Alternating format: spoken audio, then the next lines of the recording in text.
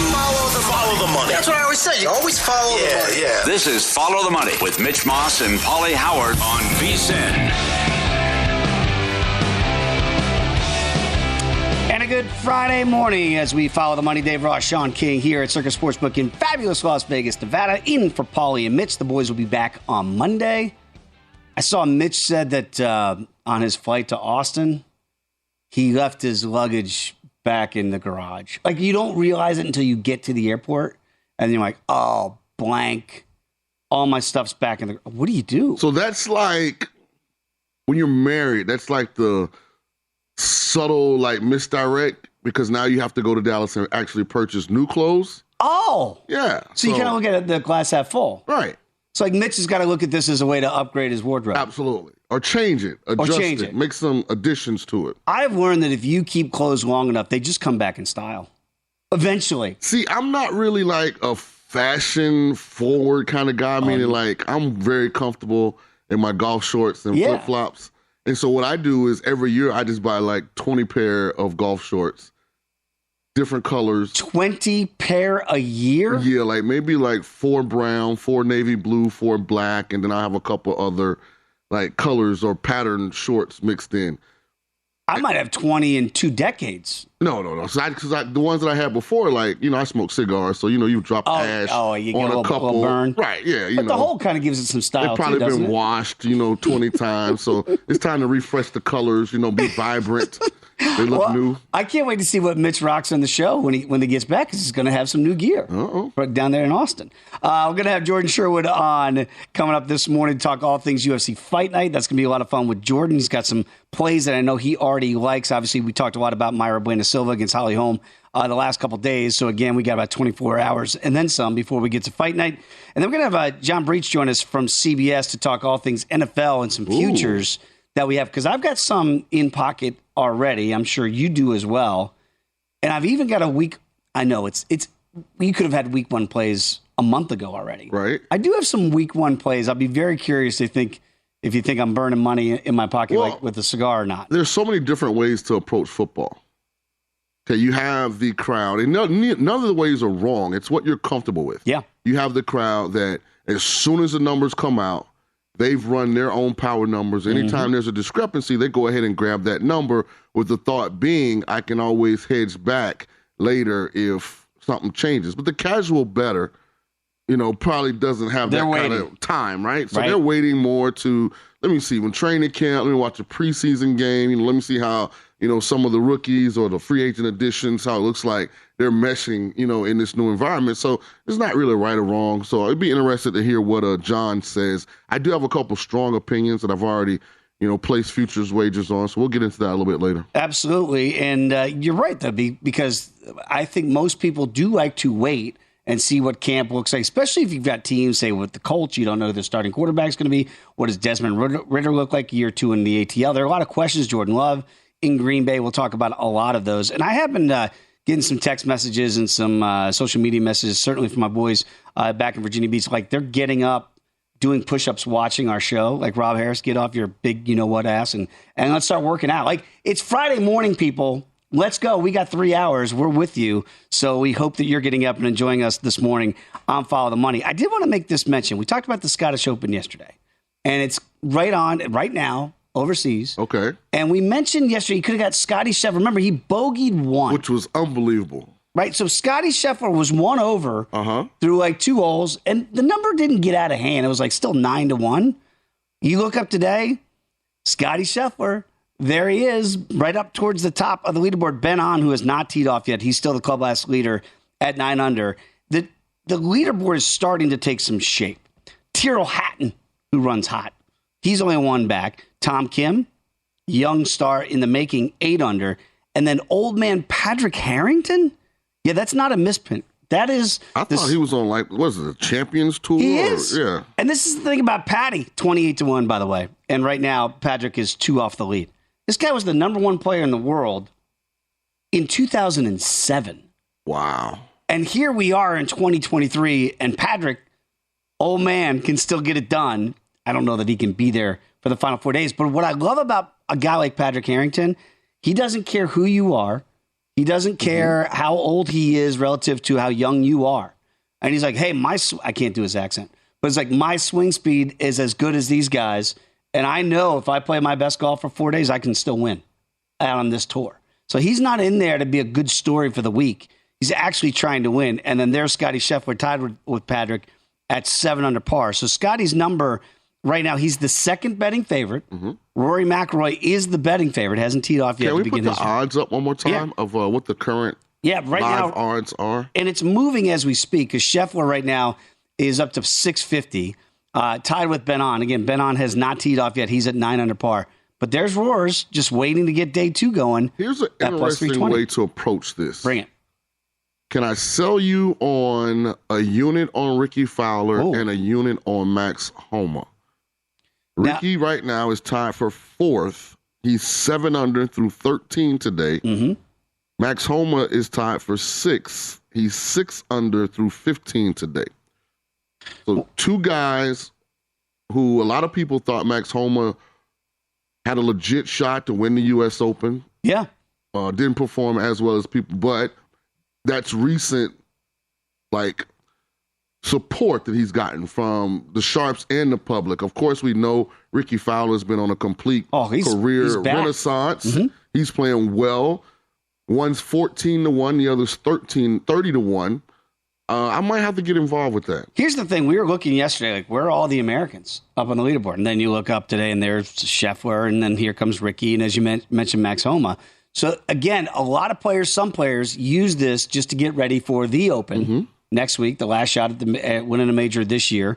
And I do think for guys like Ricky, just getting in the winner's circle again, he does feel like he's on a heater. And if you know this, and certainly if you listen to Long Shots here in the network, guys do a great job each and every week. They know guys win them in bunches. When they get hot, they normally stay hot for a pocket. It feels like Ricky's in that pocket. Max kind of drifted away from it, and maybe this could be now a resurgence. I don't know that you could sell me on Max at 30-1, but I'm with you on Ricky. I can't believe I'm saying this of all people because I've been very critical of Ricky through the years. Like, just go win something. Like, go win a big one, right? He hasn't won a big one yet. Hey, look, Rocket Mortgage, congratulations. That's nice. It's good to be back in the winner's circle.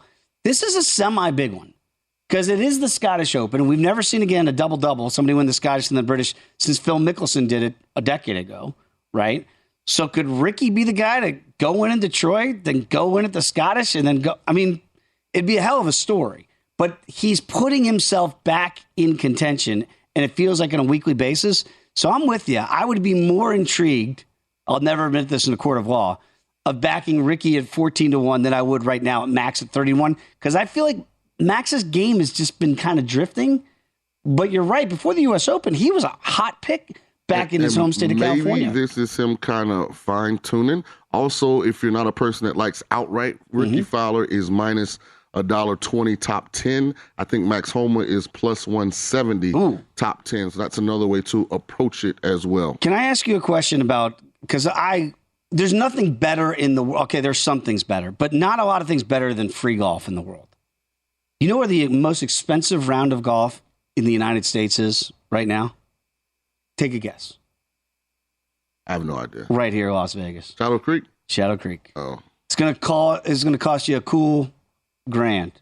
I've played Shadow Creek probably about 15 times. But 15 times? But because it's attached to MGM. Oh, okay. So every time we come, of course, like back. So listen, if you're out there, it's $1,000 because it's really private without being private. That's right.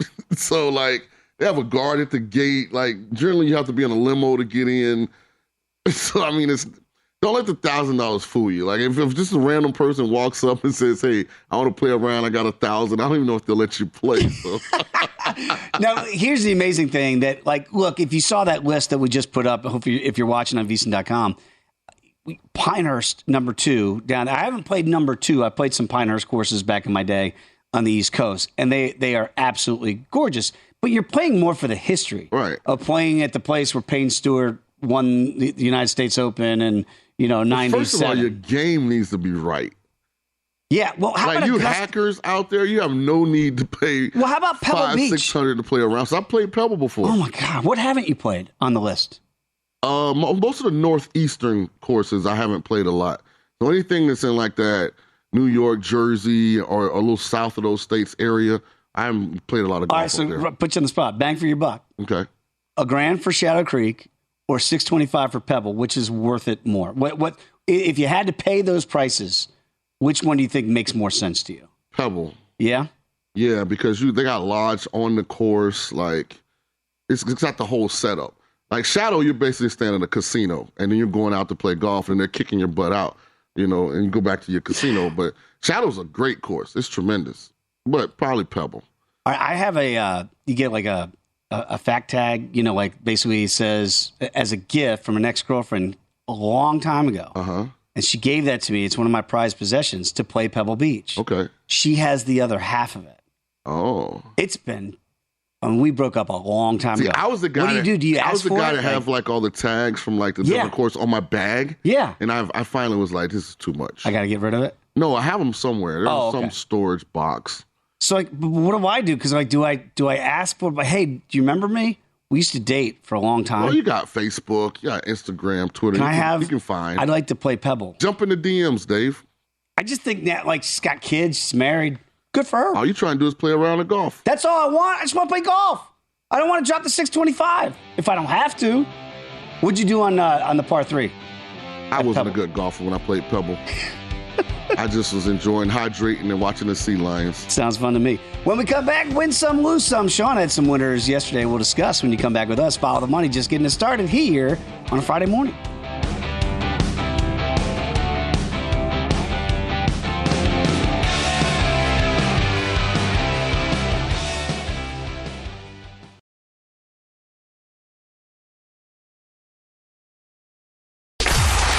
Last night? Wow, winning. Or was it a rough one? Well, they can't all be winners, can they? Loser! You're a loser! Molly Howard recaps the night in sports betting in Win Some, Lose Some. You do win some and you lose some. Shaun King, congrats. Vondrousova, she comes through, but that's not where you really made your money. If you had Vondrousova yesterday against Svitolina, by the way, both these matches in the women's semifinals were fantastic. It was Ons Jabeur for you at plus $1.30 against Sabalenka. Did you sweat it? Because when she was down a set to none, she's down a break in the second. Sabalenka can taste it. And yet Ons Jabeur did one of these to the crowd at Wimbledon. Let them all know, man, she wasn't going away. She cashed a ticket. Dave, I'll be honest, this was never in doubt. The most fantastic name for a female athlete in the world, Ons. I feel you, Ons. She did not let me down. By the way, we saw, we conquered this week on Follow the Money. Mitch Pauly, 4-2-1 week for your boy. And there she is now. You could have had Ons Jabeur yesterday, plus $4 if you wanted her to win 2-1, which is exactly what you did.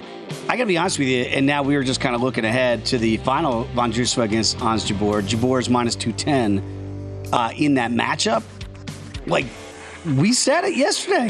If she can get by Sabalenka, she's going to be a big favorite. Guess what? She gets by Sabalenka. Now she's a big favorite. So, Dave, listen, I fought the good fight during this Wimbledon.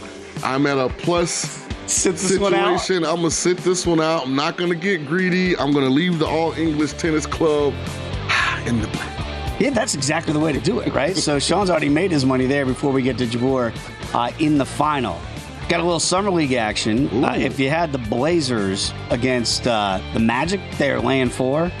Never a sweat for the baby Blazers. They win by 17. Yeah, shout out to all the NBA coaches that have come through my private cigar lounge this week and spent a little time with us here in the great city of Las Vegas. Some great conversations, made some new friends, Dave. That's always a win some. Do you put any stock into that? Like when you see the Trailblazers with a big blowout win and you... No. Because none of these guys will be on the actual team. Well, the majority of these guys will not be on the actual team. I mean, you're going to get some of your top guys. Obviously, you get. Well, most of the top guys have already been shut down at this point in Summer League. Right, exactly. Because we all saw what happened with Wemby in San Antonio.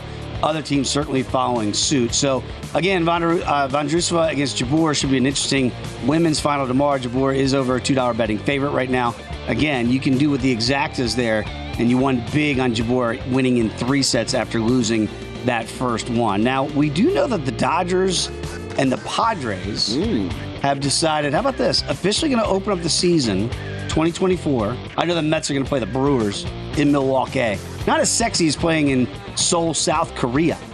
It's going to be the first ever regular season game in Korea. They used to do this in Japan. Mm-hmm. I remember Mets and... So these trips for athletes are always pretty fun. I remember the year after we won the Super Bowl, we played our first preseason game against the Jets in Tokyo, Japan the following year. So anytime a group of athletes can get to a country they probably wouldn't otherwise visit, bring some of our sport to their world. I mean, it's always a good thing. What was that like for you guys when you get over there? It was awesome. Yeah? John Gruden told us we had curfew and nobody was there at curfew. So very interesting week. Did they do bed checks on grown men? They did the first night, and he kind of realized that we were yelling YOLO, and he left us alone.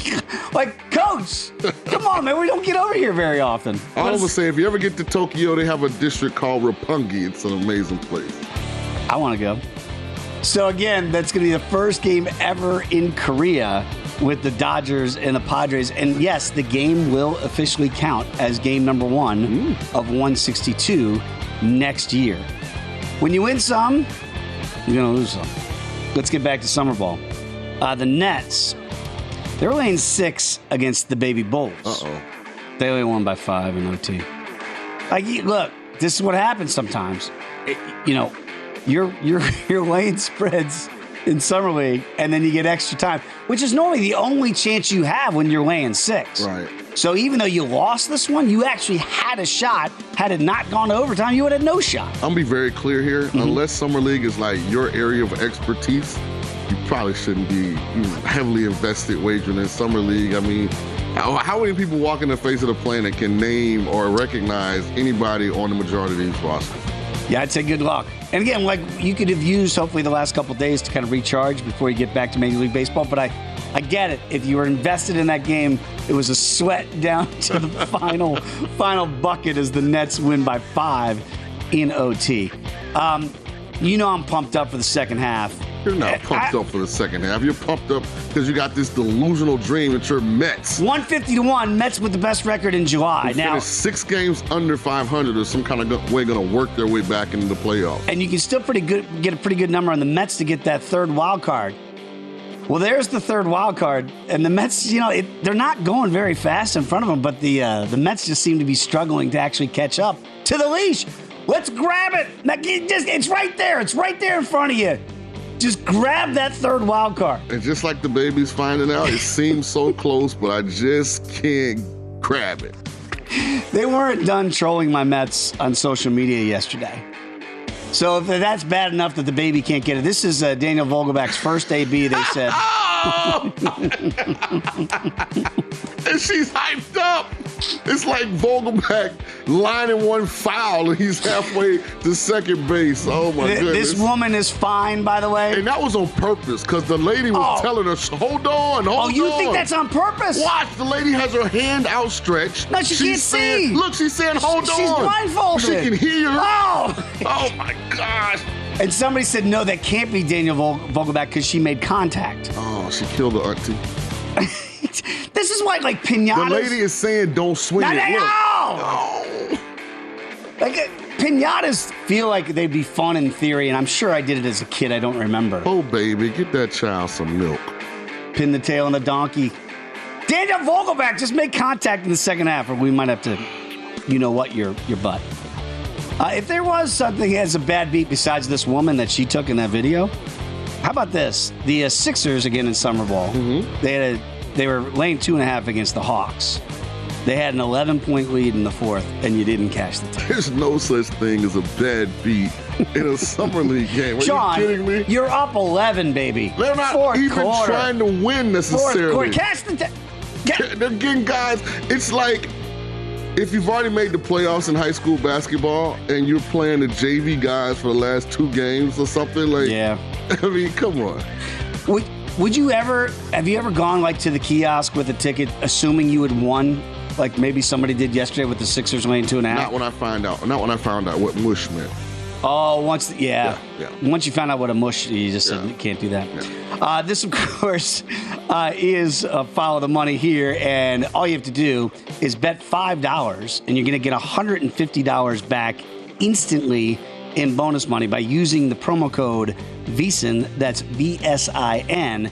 So you can do that today. Sign up, $5, get 150, and you're off and running. Yeah, I am, obviously. I think the betting world is really ready for the second half of Major League Baseball to begin in earnest today. And while I kid about the Metropolitans, if you have any futures tickets on them, they did get some really good news yesterday. All I'm looking for with that 150-1 ticket, and we talked about it earlier in the week, my fear was what?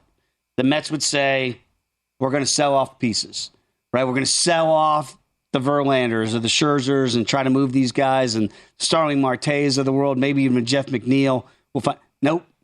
Steve Cohen, the owner, at least now says, like Wolf of Wall Street, we ain't going anywhere. We're staying right here. We're in the fight. And it begins today with Justin Verlander at home Citi Field against Julio Urias and company as the Dodgers come to town for 3. It's a big 3-game set. I don't think it's that big for the Dodgers. Yeah, I was just like, big is relative. It's big for the Mets. Big for the Mets. Right. Not big for the Dodgers. Plus $1.05 is a little bit of a whoosh to Justin Verlander. Why? Like you're a dog at home? Why? The Dodgers. I'm still a Hall of Famer. The Dodgers are in first. Right.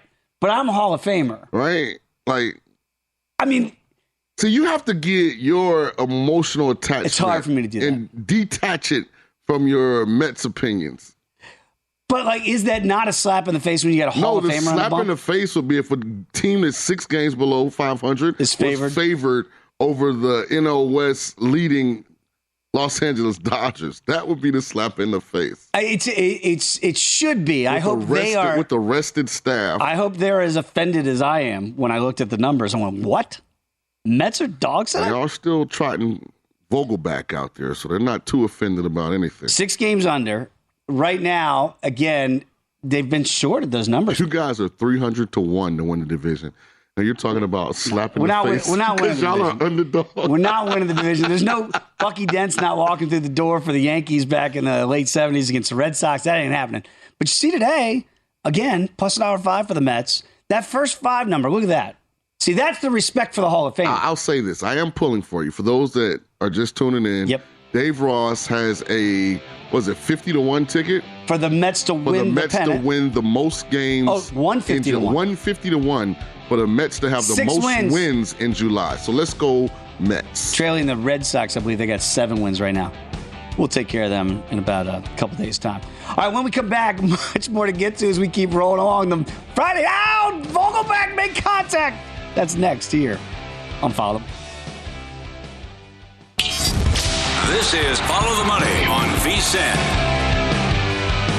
It is always football season here at VSiN, which is why we've already released our NFL betting guide. Our NFL betting guide is going to get you ready for the upcoming NFL season with in-depth profiles of every team, including advanced stats, proven betting systems, proprietary betting trends, plus best bets on season win totals, futures, and props. Become a VSiN Pro subscriber today for as low as $19. Get your newly released NFL betting guide or take advantage of our summer kickoff special. Get access to everything we do through the Super Bowl for only $175. Sign up today at VSiN.com/subscribe. And a shout out we're going to have in hour number 3. John Breach from CBS Sports going to join us as well to talk about some of those future plays. But again, you know, we say it all the time. If you're taking it seriously in the NFL, look, if you want to be recreational, have fun with it, that's fine. But if you're taking it seriously, you need to get the guide. I would recommend paying the freight for the $175 now all the way through the Super Bowl.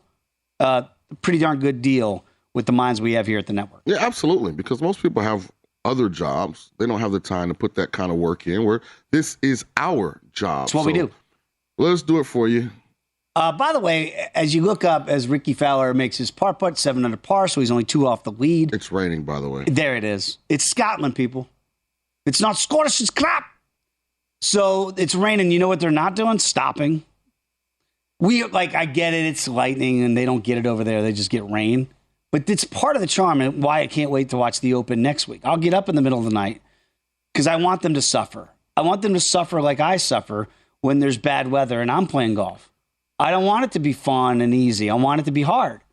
By the way, bad weather apparently at Wimbledon as well as we get ready for the men's semifinal today. And you like Skinner a little bit today versus Jokic. I do. The reason why I like Yannick Sinner a little bit. Win a set or two, right? Yeah. Here's the deal. I know that Novak right now looks like he's the unstoppable force, and the odds makers would. Well, he is. If you look at, they list like the champion at Wimbledon every year. Well, he's been the defending champ since 2018. For some reason, he has a name on a whole lot of different plates. Novak. So he's minus 450 against the Italian Jannik Sinner today.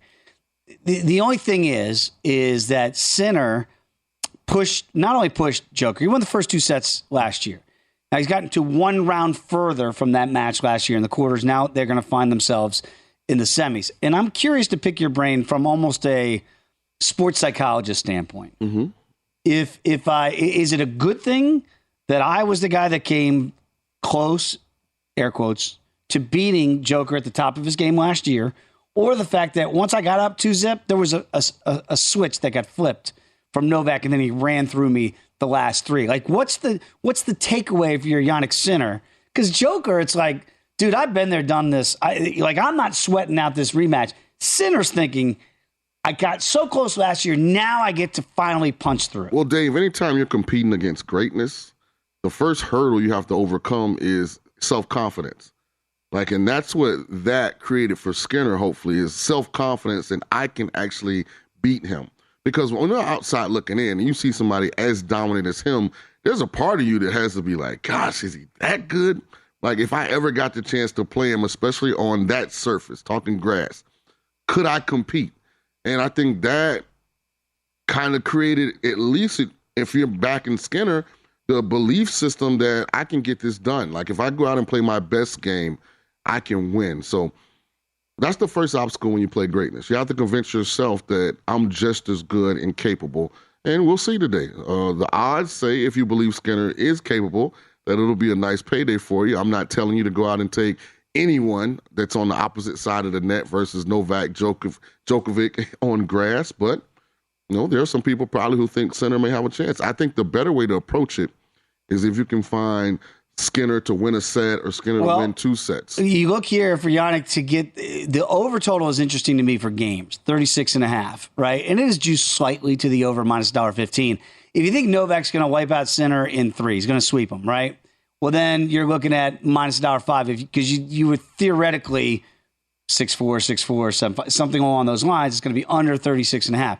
So you can play the over 36.5, and that's basically what we're getting at. Can Sinner at least win a set? Mm-hmm. And if you think he can win 1, again, he won 2 last year.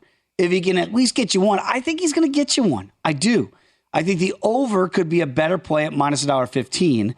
The only issue I would have is if he doesn't win that, remember, he won the first 2 last year. He does need to get out to a good start.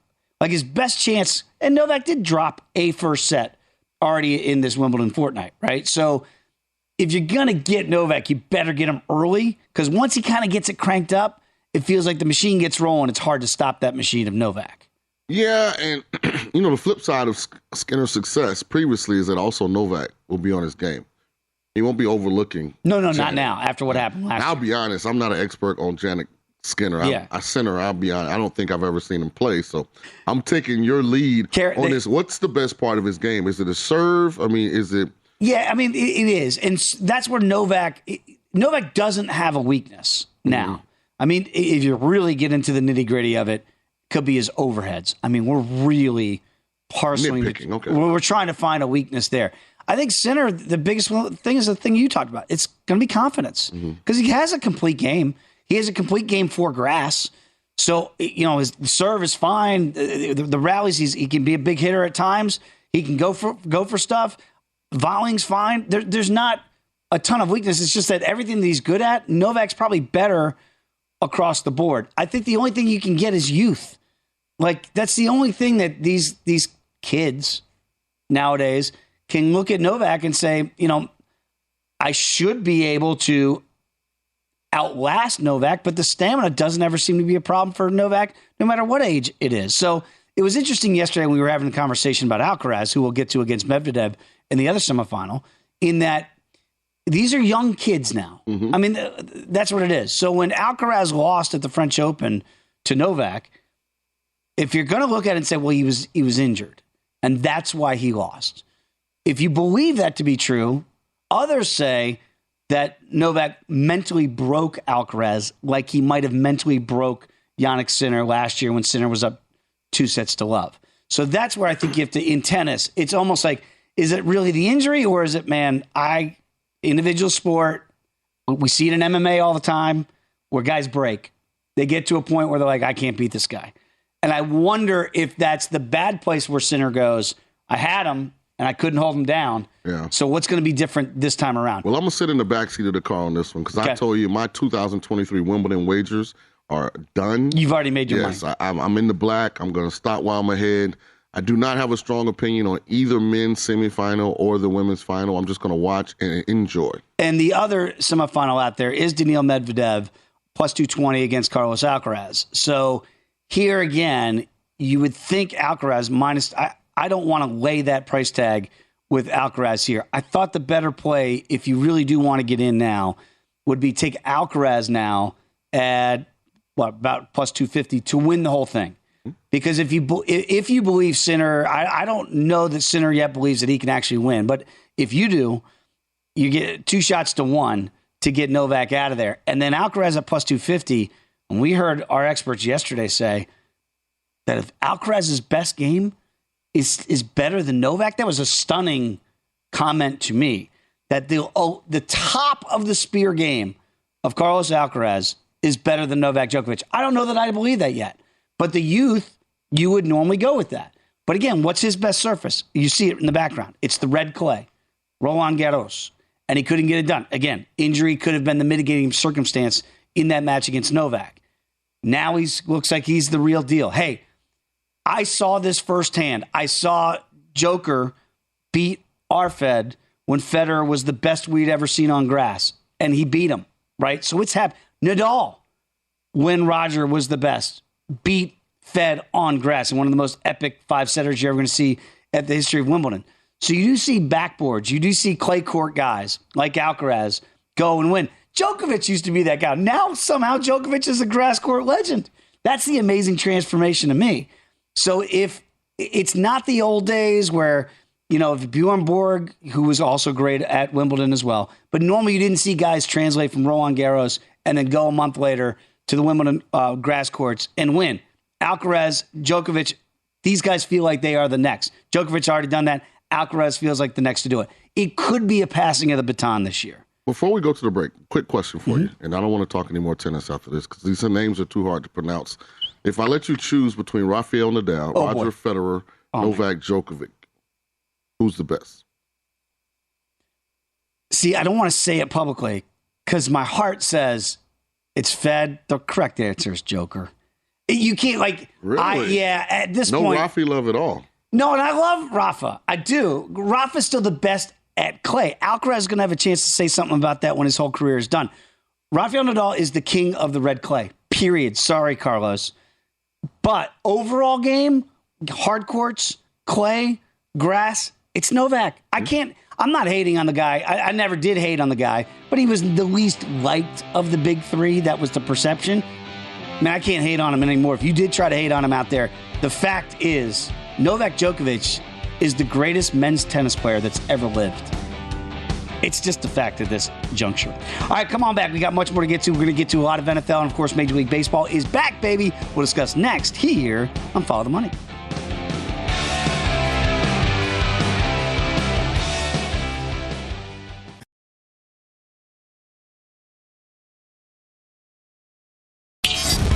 This is Follow the Money on VSiN. Before you make your next bet, be sure to visit VSiN.com. Check the current betting splits data. Want to know where the money and the bets are moving for every single game? The betting splits page is updated with DraftKings odds every 10 minutes. You can see the changes in all the action. Find out where the public is betting based on the number of tickets where the money doesn't match the public opinion. You can check out not just today's action, but future events as well. Betting splits are another way VSiN is here to make you a smarter, better year-round. Check out today's betting splits for every game at VSiN.com. Back alongside Shaun King, Dave Ross here. We're getting ready to break down the slate, in Major League Baseball. Well, you miss it for a couple of days. It goes away, and you're like, All-Star Game was great. Cash those tickets, National League in the under. Home Run Derby, it's fun. Feels like a year ago, Monday night. Finally, we're back in business here as we begin the second half of the season in earnest. And the first game on the docket today is a team that you are invested in. Your San Diego Padres. You, Darvish, on the bump today in the City of Brotherly Shove against the Phillies. Phillies, by the way, quietly. And they're going to have Sanchez on the bump here. Minus $1.05 for the Phillies, minus $1.15 for the Padres on the road. That total right now sitting at 9.5. Here's the thing. Because the Braves have been just this runaway freight train in the NL East, quietly, the Phillies put together a great stretch in June, carried that over into July. Road warriors. I mean, this has been a better team on the road than they've been at home. And now all of a sudden you look up and you go, how did the Phillies get to 7 games over 500? Well, because they just balled out in June. This does feel like for two teams, again, you don't want to put over, you don't want to stress you out for 3 games coming out of the All-Star break, but this does feel like a paramount series, certainly for the Padres on the road against a team, the Phillies, that certainly feel like they are a playoff team. Yeah, of course, I have the Padres future wager, plus 300 for the Padres to make the playoffs. So scenario where you like to get off to a good start, second half. I'm always a little hesitant. Last series before the All-Star break and first series out of the All-Star break to be heavily invested in baseball because it's such a rhythm, timing sport. There are always going to be ebbs and flows for pitchers and hitters. And for instance, your Mets have finally kind of found their stride. Who knows after the break? Yeah. If been 5 days. Right, are they seeing the ball is good? Like just a lot of, and things that go into success in baseball. So I generally sit out the last series before the All-Star game and the first couple of games post All-Star game as well. I think it's smart. By the way, there was rumors, again, something, I don't know if they've been watching us all week, but we saw the Mets saying they're going to keep their guys. Cardinals, conversely, have said that they're going to be sellers at the deadline, which is interesting. So the Phillies, and again, this gets more into the futures market here because Shaun's already in on San Diego to be that playoff team. So the rumor now is they're talking about a guy like Nolan Arenado, who does have a no-trade clause, by the way, so St. Louis fans don't freak out. He could veto anything. They're putting him to Philadelphia. Like there is going to be an arms race here for teams that are actually trading, and if the Cardinals are one of those guys to trade, there are big guns on that team that could be hired help for a team like the Phillies. I look at the Padres. I love your play here on them going forward, even though they are 4 games under 500. And I know you won't let me make the comparison with the Mets. But when I look at their big 3, kind of like I look at the Mets' big 3, and Senga now is the third for the Mets here to go with the guys with Scherzer and Verlander, who have to be better than they were in the first half. But you look at Blake Snell, you look at Yu Darvish, and you look at Joe Musgrove. The Padres, they don't have to do anything. They're not going to go and get more. They have the guy. It's kind of like the Mets. I look at them and I go, if they just play to who they are, these teams should turn it around. Now, the Phillies are one of those teams going forward here, and why it'll be interesting to see, do they have enough? Like Noah, obviously, front end of that rotation, do they have enough? That's a question that I think the front office has to answer. But it would be interesting that if they went and got a Nolan Arenado, I don't look at them and say they need offense. But, boy, you put him in there in a lineup with Bryce Harper, and all of a sudden the Phillies might have visions of getting back to the World Series, which they did a year ago. And I know the Braves feel like that runaway freight train, but we saw what happened to them last year in a short series. Another guy that could be on the move, I don't think so. But what are the Marlins going to do? Because they begin the second half of the season against the Orioles. And the Orioles, what a great story they were in the first half. It's Sandy Day for Miami. Here's what's interesting about the Marlins. So the Marlins sit second. They're in the AL East. They're securely right now in a situation where they're in the playoffs. And the most surprising thing of this early success for the Marlins is Sandy Alcantara has a 3-7 win-loss record, a 4.72 ERA, and a 1.25 WHIP. This is your so reigning... like when people talk about regression for the Marlins, what if Sandy turns into the real Sandy to go along with everything else that they have going? Well, that's a great point because he won the Cy Young last year, right? So Sandy, Shaun, I'm picking up what you're putting down. Like either you hope that he goes back to the form closer to the Cy Young, but here's the other thing: could you move him?